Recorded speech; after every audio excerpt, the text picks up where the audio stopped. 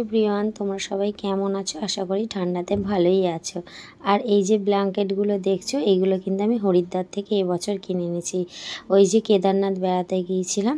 তো যাই হোক, আমার মতন কে কে এখন ব্ল্যাঙ্কেট বের করে ফেলেছে তো কমেন্টে একটু জানাবে।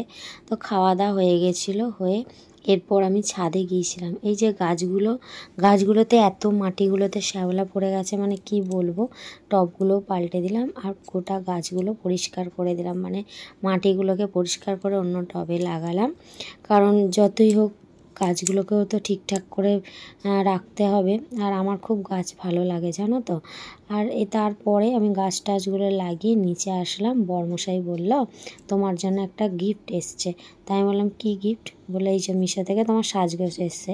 ও তো জানে না আমি কি অর্ডার করেছিলাম। তো যাই হোক, এই দেখো আমি খুললাম গিফটটা।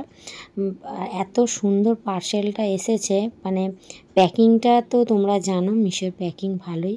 আর ভেতরে যে গিফটটা, মানে লিপস্টিকের বাক্সটা ছিল, ওই বাক্সটাও এত সুন্দর, কি বলবে। তার সাথে ছেলেকে পড়াচ্ছি, দেখিয়ে দিলাম একটু, কারণ তার পরের দিন ওর পরীক্ষা ছিল, সেই কারণে ওকে পড়াচ্ছিলাম আর ওইগুলো খুলছিলাম।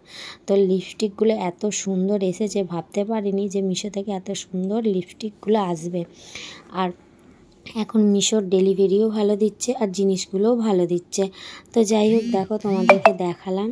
এই যে মিশো থেকে এত সুন্দর সুন্দর আমার কালারগুলো এসছে। কালারগুলো তো আমার খুব ভালো লেগেছে। তো তোমাদের কেমন লাগছে কমেন্ট করে বলবে। আর এই যে একটু হাতে করে দেখাচ্ছি, এই আঙুলে যে লাগিয়ে দেখাচ্ছি তোমাদের, এটা কিন্তু আমার 2 দিন ধরে লিপস্টিকটা ছিল। আমি ঠোঁটেও লাগিয়েছিলাম, ছিল টিস্যু পেপার দিয়ে আমি তুলে দিয়েছি।